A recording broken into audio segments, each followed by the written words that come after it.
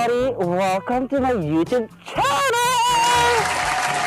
At isa na naman po ang ating gagawing video dahil meron na naman po tayong tour na gagawin at syempre may inimit na naman po tayong isang mahalagang tao po na ating magiging guest for this video.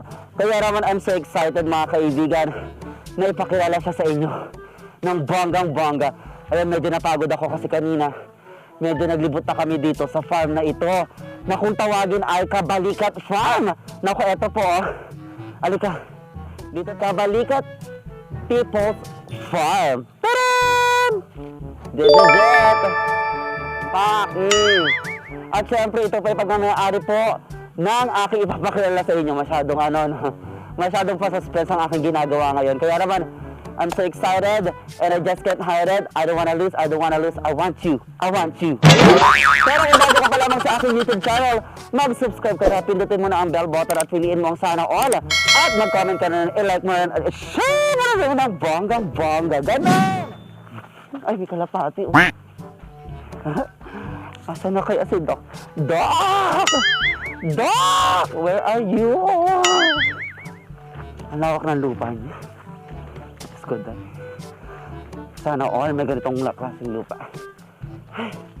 Ayun na mga barkada kong Yung barkada kong bakla nandito ka ba? Si Kabayo. Oh my gosh, eto na! Hello, Doc! Hi! Ayan, Isadora. kasama na po natin wearing red. Let's welcome, palakpakan kasama sigawan for Doc Jeremy Ming Rosario. Ayan. Hello, Isadora. Welcome po sa ating... Konnichiwa. Welcome to Kabalikat People's Farm. Ayan ako, kanya pa kami naglilibot dito kakaharap sa inyo, Doc, pero bongga ha, sulit ang pagod at ang aking hingal. Oo, hinihingal ako kanina, in all fairness. Ayan, kamusta po kayo, Doc? Una, hindi na ako nagmask, nakamas ka naman na para mas makita yung mukha ko, no? Okay naman. Medyo busy na dahil ito nga, panahon na ng, alam mo na. Oo nga eh, super hectic ang schedule niyo po, Doc, kaya naman maraming salamat dahil binigyan niyo po kami ng pagkakataon. Mag-guest po kayo, and of course, kanina po natin binabanggit ang Kabalikat People's Farm. Bakit nga ba Kabalikat People's Farm ang itinawag niyo sa inyong farm? Well, actually, ito'y tag name ko na to ever since ako po yung naging board member. No? Kabalikat means parang kaagapay, katulungan, kasama sa buhay. At of course, yung konting nagagawa at pwedeng itulong ng isang board member, Doc Ming, ayan po yung ating ginagawa. Ito po yung binuksan natin. No? Ito minsan may gagawa, naghanap tayo ng gagawin out of the lockdown and pandemic. At ito po, naglinis tayo dito. At lumabas naman na medyo na-appreciate ng ating mga kababayan itong Kabalikat People's Farm. So as the name ko, no, sabi ko pag Kabalikat dito po sa 4th District, alam mo yan, 4th District ka, Kabalikat ng distrito, ako kaagad ang iniisip. Pag naririnig na yung Kabalikat dito, si Doc Ming yan. Ano sila. Kaya nga Kabalikat Farm, nilagyan namin ng People's Farm because we have offered this place sa atin mga kababayan sa Manawag. No? Kanina nga napansin ko, no, meron ditong parang pwede sila mag-bike. Well, it all started there, yung idea. No? Kasi nga nung itong pandemya, Inadora, medyo maraming nagbabike sa kalye, sa kung saan-saan. Even ladies, marami, no? At sometimes I can't help but think yung risk factor nung kanilang pag-iikot sa anywhere. No? I wanted to offer a place na pwede nilang gawing alternatibo dito sa kanilang pagbabike. Pinakain ako ng siomay. Ano ba yung guest ko? Timbalabsi. So, Timbalabsi. Ayan. Okay, pero gusto ko muna ilibot na muna kami dito sa inyong function hall. Function hall? Ito yung function hall. Ano kadalasan ginagawa niyo naman dito, Doc? Lahat ng events actually for Manawag, actually for free, no, honestly, dahil nga gusto ko lang na wag na tayong lumayo, no. Meron pa kayong sariling speaker? Naka-ready to kasi ready for any function. For free? So meron din ditong parang kubo na if you have guests, speakers, kung ano ba dyan na pwedeng even dignitaries, dito muna sila, hold them there before they meet the people, no, kaya magsalita sila. Pwede sila mag-makeup dyan, di ba? Pwede mag-makeup, Oo. no, yun. Ayan. So, may mga horses ko pa dyan na konti. Again, Bay. Hi, Barkada! Kamusta ka naman dyan? Ayan, ako, Doc, yung mga may, ano na yun, may mga nakatayo dyan. Yan yung aking perimeter fence, itong orange na. Yung kabila naman kayo, Doc, dyan. Dr. Jerry yun, yung kabila. Ah! So, these are all inheritance from our grandparents. Opo. Na napunta sa parent namin, wala na rin po sila ngayon, kaya nga kami nagpatuloy. No? Matagal na panahon na tiwangwang. Correct. Ayan, Doc, saan naman tayo susunod pupunta? Dito naman. Lalakad tayo. Ay, may sarili CR din. Portalet. Nasakay ba tayo sa kartela? Kasya ba tayong tatlo? So, hihirain ko muna si Ano pangalan mo? Brown. Ano pangalan nito, Doc? Nag-isip kami, pinag-isipan namin maigi yung pangalan. Pagla Inadora, kung ba? Kaya ang pangalan niya, Brown. Okay. Si Brown. Oh, di ba? Dok, kailan kayo natuto ba? Kailan kayo natuto mag-handle ng ganyan? Actually, ang horse kasi, ang initial tendency mo, pag bago, tatakot ka eh. Oo, lalo na. Pero dapat pala pakita mong hindi ka takot. Kasi pag takot ka, lalo ka. Di ba? Hi, Barkada. Pasakay kami ah. Try mo na ako dahil una mo na ang heavyweight bago yung lightweight. Doko, tingnan mo. Oh, nag-reklamo. Okay, ngayon naman nakasakay tayo sa Karwahe, sa Kalesa ni Doc. At si Doc pa mismo ang nagmamaneho for us. Ayan. At syempre, ngayon ay lilibot na tayo. Ayan. Sabi ko nga, horses are like dogs. May emotion sila. Kaya ipakita mo mahal mo sila. Opo. Para sa aso, di ba? So, mamahalin ka rin nila. Pagka, alam mo, nagkakaigitan din. Pag minsan, yung isa ginamit ko, parang malikot yung isa, parang nagko-complain, ano. So, may emotions. Kaya, pero bottom line, dapat huwag kang matakot. Importante, pakita mo, mas matakot ka inside, pakita mo sa labas, mas matapang ka sa trabaho. Alam na yung dinadaanan niya, Doc, kahit ano, Nakikita mo. May bilis sa metro. So,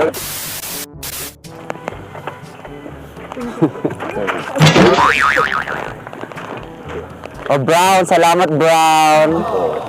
walang pinag-isipan namin ng pangalan niya kaya Brown. Pero iba, mostly name of basketball legend sa NBA. Okay. So thank you Brown. Ito nga yung event center, mayroon tayong festival stage. Yeah. At yung truck na yan, para sa ATV, mayroon tayong mga kaibigan from the US. Din nag-donation sila sa akin ng ATV, pinamigay lang. ATV, So, ano po ako yan? naman gusto kong i-share yung blessing. All walks of life, kasi sinong bata nakaka-ATV dito, libre. Meron din kayo stage dito na Oh, ganyan. event place. Ayan. So lahat ng kubo dito libre. Yun. Kaya minsan, we open at 6 in the morning, marami ng tao, may dala din sila, magja-jogging sila, may dala din silang pandesal, kape, kanya-kanyang dala. Opo. No? Ang hinihingi lang namin sa lahat, yung kung gaano kalinis dinatnan, Cooperation. gano'n din kalinis. True. Iwan, no? Ano sinasabi? Tapat ko, linis ko. Tama Gano'n? yun, tama yun. So may restroom din. May, Sige, maglakad na tayo. Mapalaban na tayo dito sa lakad. Nandyan din si Alden, yung Richard? aming alagang Burmese python, yung yellow. Ay, snake. Oo. Gusto mong hawakan, okay lang, Ay, ako, papalabas ko. Doc ko lang po. Tapos kubo. Doc, ang dami naman palang mga pa-events dito. Ba't di nyo kinukuha ang MC? Pwede, alam na natin next time. So, usually doon sa Paraiso, we call that place Paraiso. We call that place doon sa may function hall na Promised Land. No? Kaya mo naman yung saying niya. Yung mga favorite verses ko eh. Not all storm come to disrupt your life. Some come to clear your path by Anonymous. Favorite niyo po yun? Gandang line. Alam mo kung nila, alam mong weapon nila Ano to fight po? back is their, Liig? yung kick, the kick. Oo nga, Diyos ko. Hindi siya natumutuka, sumisipa. Yun ang malakas yung sipa eh. Ito yung babae, Doc. Ito yung babae, ito yung lalaki. Ay, Oh. Bali minsan may mga picture, marami ako nakita sa post. Yung ulo niyan dalawa hanggang parang heart shape. ay. Ito yung babae. Ito yung lalaki. Ay, lalaki. Ito yung babae. Ito si Romeo. Si Ito si Juliet. Juliet. Ay, Oo. grabe ganito pala yung feeling makakita ng ostrich sa totoong buhay. Ay, sa personal. Grabe, laki siguro yan. No? Ang daming tao magkaparte-parte niyan kapag... Pag pinarte. Ang laking binti. Oh. Ito, ano ba dyan yung tinatawag kapag sa yung madalas order? Drumstick. drumstick. Yung madalas orderin ng tao sa ano. Sa Jollibee. Ayan. Area din, no? We call this place Paraiso. Ay, mas malamig dito. Mas malamig naman siya, oh. Under the Camantiles tree. No? Yan, oh. Iba yung lamig, oh. Correct. Parang sa Japan, di ko sa Japan meron cherry blossom. Dito naman, Camantilis blossom. Kaya nga yun. Ano? Ito talaga. Ayan, sa'yo. Halika, girl. Halika. Lapit mo. Lapit Di mo po ng mo lang. Lapit mo lang. Huwag mong tutukayin na. Hindi, bigay ko na lang sa Hindi. Dok, kasi ko talaga. Ayun ka. Pati pila to eh.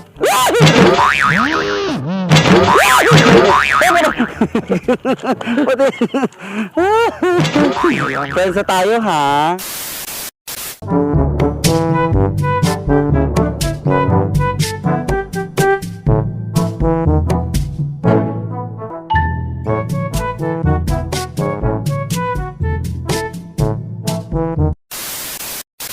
So this is the main event place. Itong mga kubo dito, libre naman.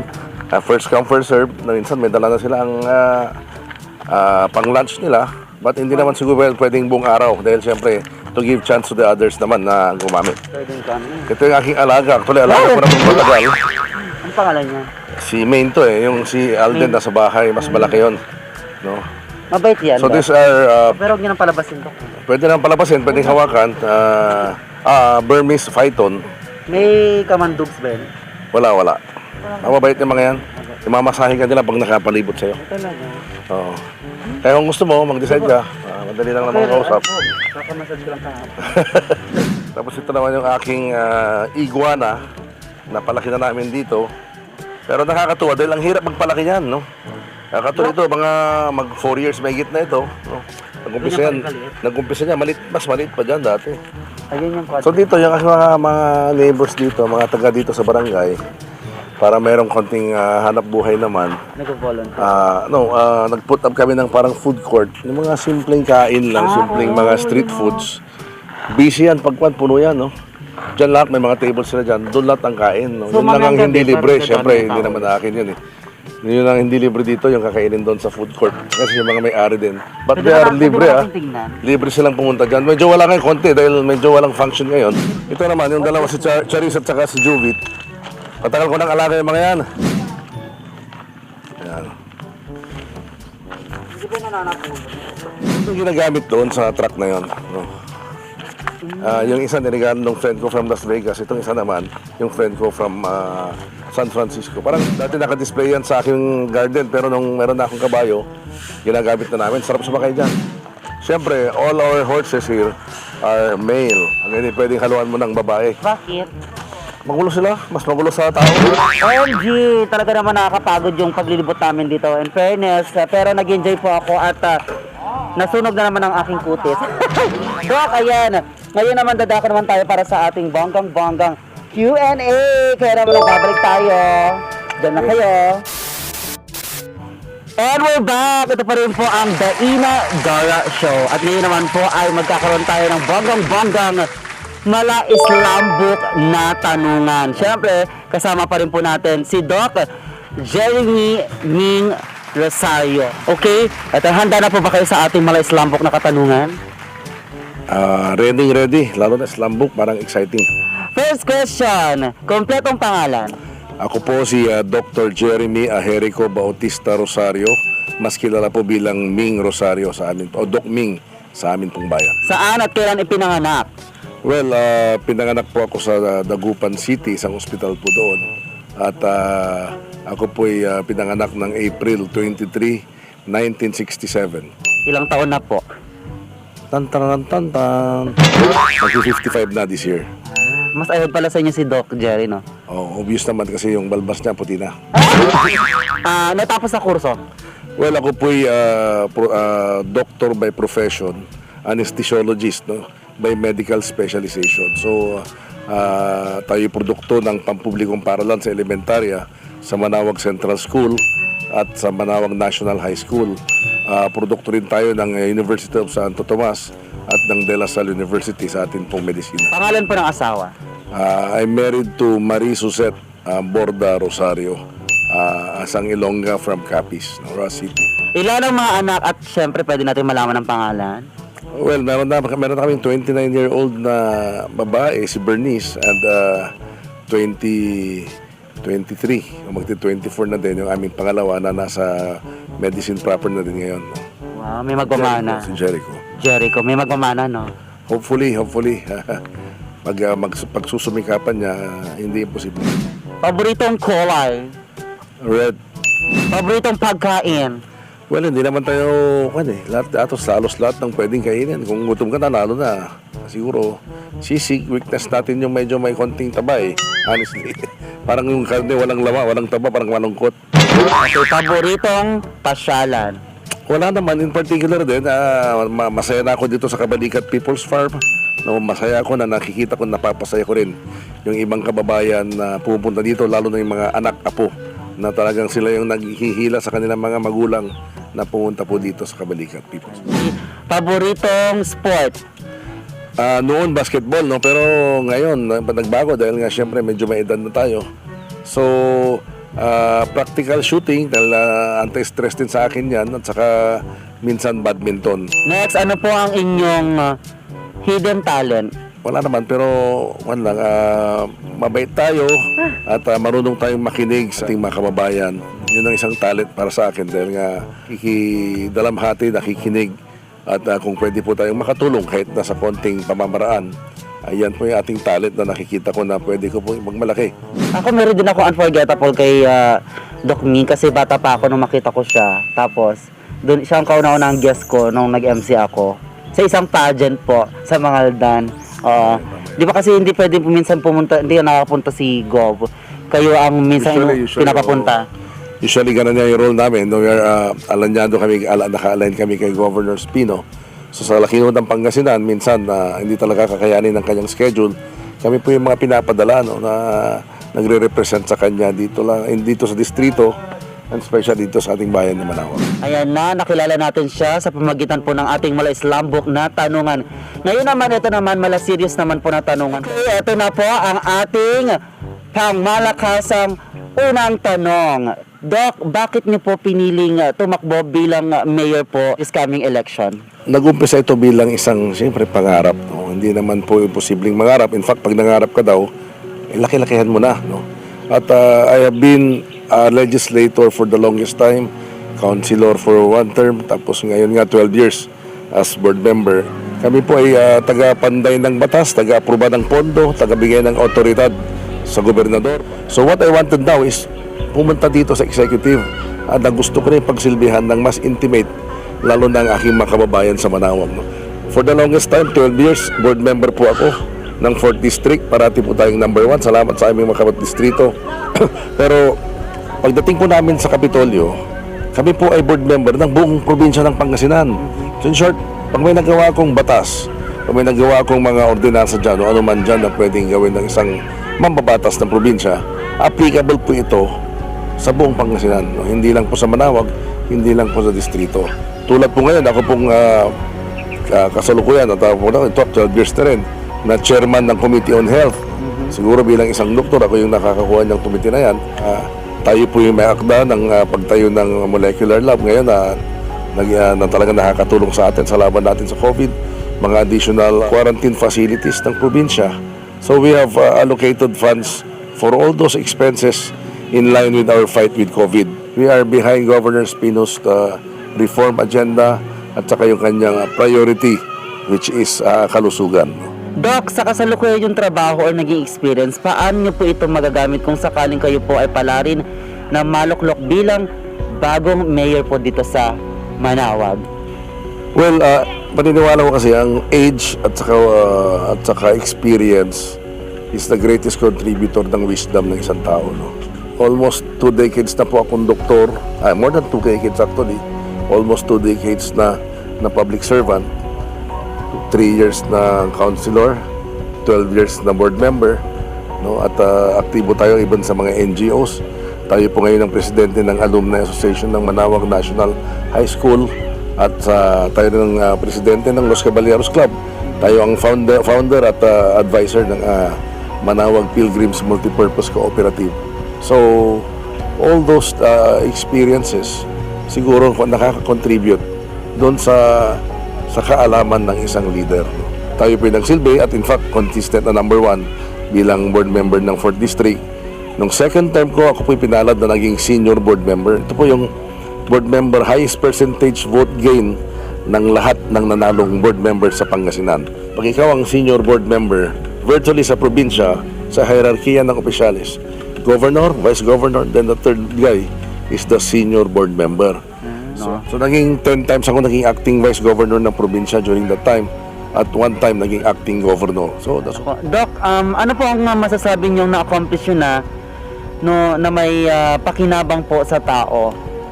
Well, bilang chairman din po ng Committee on Education, tayo po yung makakda ng Provincial Scholarship Program na nagbibigay ng financial grant sa atin pong mga matatalino mga anak na medyo financially challenged ang pamilya. More than 3,000 na po ang scholars natin because of that ordinance. Kasi marami po nakita kong matatalino, talagang kaya nila, pero medyo naudlot minsan, nahihinto dahil sa kahirapan ng buhay. Kasabay po niyan yung budget, yung programa ng Governor's Special Award doon sa ating mga atletang magagaling o magagaling sa sining at sa arts. Meron din silang scholars na pwede po na sinasama po natin. Not to mention yung highly competitive, meron din po yan. Maski saan mag-enroll yung ating anak at siya napakatalino, medyo financially challenged, meron din po kaming program na nagbibigay po ng financial grant dito sa mga magagaling at talagang mga super galing na mga anak natin sa Pangasinan. So, education is the key to progress. No? Education is the key to everything, virtually everything. Ako po yung principal author ng isang ordinansa, no, giving tax incentive to prompt payments, to prompt payers of real property tax for the whole province.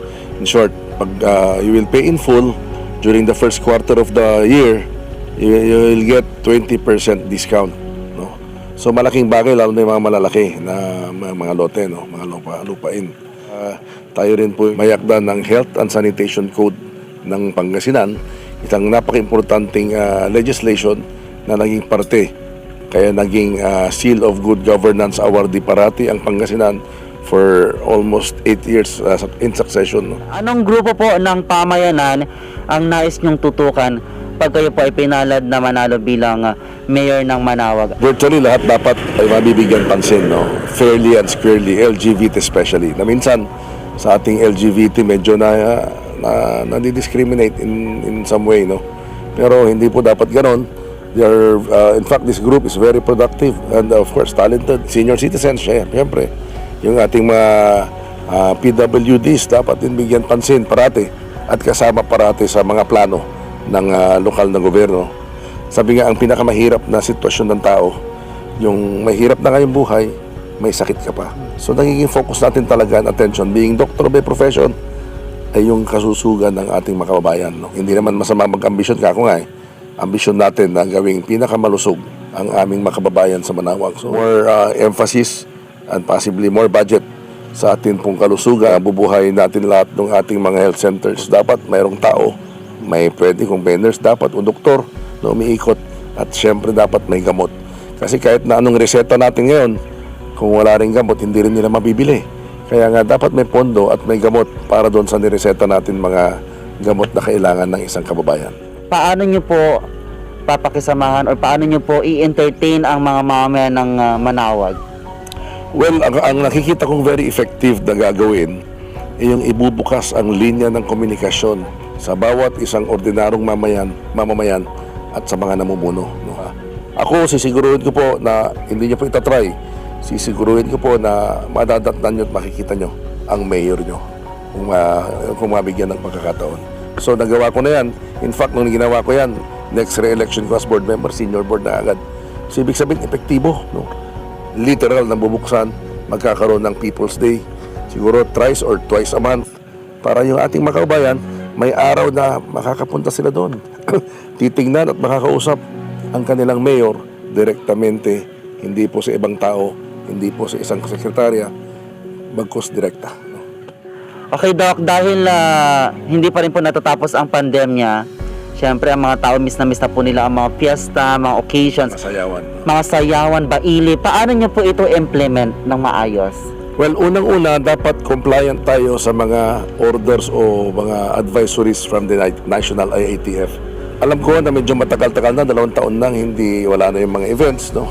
Nabanggit mo nga kanina yung festival. No, kung maayos na po ang panahon at wala na po itong pandemya dahil ang nakikita po ng mga eksperto ngayon, parang sabi ng Okta Research Group, they're seeing the beginning of the end. Kumbaga nakikita po nila yung umpisa ng katapusan ng pandemya. So it is a bright future, kumbaga. Pero hindi ibig sabihin niyan na mag-relax na po tayo. Patuloy po tayo sumunod sa mga alituntunin, mga health protocols, at kung may bakuna at pagkakataon, magpabakuna para may laban tayo dahil ang kalaban po, invisible, airborne. Okay? Nagpo-promote kasi kailangan natin ng turismo, no? Kailangan na i-promote ang ating bayan, do dinadayo na tayo, kailangan pa rin na meron tayong isang festival na talagang sariling manawag, sariling atin. Gali kayo, as the word connotes, hali kayo, lapit kayo, kaya nga dyan din galing yung pangalan na manawag. Dahil may history, Mama Mary is calling us. In fact, ang history nga dito may tinawag si Mama Mary na isang farmer at sinabi niya sa puno ng mangga at sinabi niya na doon sa hill na yan, dito itatayo ang simbahan ng manawag. Ano po ang edge ninyo sa mga makakatunggalin nyo sa pwesto? Hindi ko po gawain yung mag-asa ng sariling puwet, no, upuan sa mga nagawa, no. But, pero nakikita ko rin na sabi ko mahalaga yung experience mo, ano bang mga nagawa mo na, at minsan mahalaga din ang edad, no. Dahil through age and experience comes wisdom. So ako po'y siguro as public servant, ang dami na rin natin napatunayan na pwede natin gawin in the capacity as a legislator o board member. Yan. Mensahe po para sa mga makakanood po ng vlog natin, para sa inyong mga kababayan, ito po ang inyong final words. Yan. Wow, thank you Ina Ina Dora. Para kitang kapatid dahil matagal tayong makakilala. Dati talagang dalaginding pa lang, ngayon talagang ganap na dalaga na.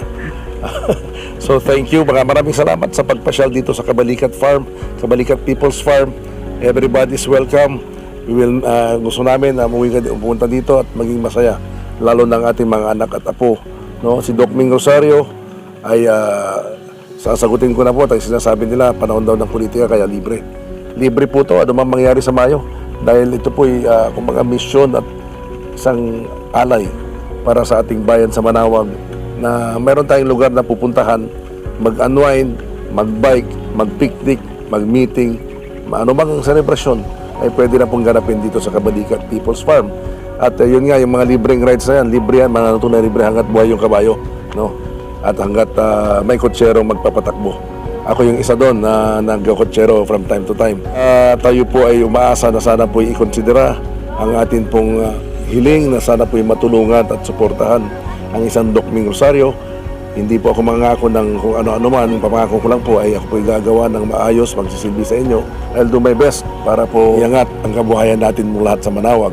Si Doc Ming Rosario, sa experiences na dinadaanan natin ngayon bilang public servant, at isa lang ang aking mapapangako, gagawin ko ang aking best para po pagsilbihan ng ating bayan at gawing bukas ang ating pong munisipyo sa lahat ng aking kababayan. Salamat. Okay, ayan ninyo pong narinig ng bonggang-bongga Doc Jeremy Ming Rosario. Palakpakan naman dyan. Ayan, okay. Salamat. Maraming salamat po, Doc, dahil binigyan nyo kami ng time din po, no? Dahil alam kong busy din po kayo tulad po ng iba pa namin ng interview. Ayan, at usapan nga, di ba, alas 9, alas siya, pero alas 10 na, Doc. Pasensya naman. Anyway, maraming salamat po. Kung bago ka pa lamang sa aking YouTube channel, mag-subscribe ka na, pindutin mo na ang bell button at piliin mo ang all. Mag-comment ka at syempre, i-like mo na rin at i-share mo rin ng bonggang-bongga. Again, nakasama po natin Honorable Doc Jeremy Ming Rosario ng Manawag. Doc Ming Rosario, kabalikat ng bayan! Doc Ming Rosario, kabalikat ng bayan! Doc Ming Rosario, kabalikat ng bayan! Doc Ming Rosario, kabalikat ng bayan! Doc Ming Rosario, kabalikat ng bayan! Doc Ming Rosario, kabalikat ng bayan!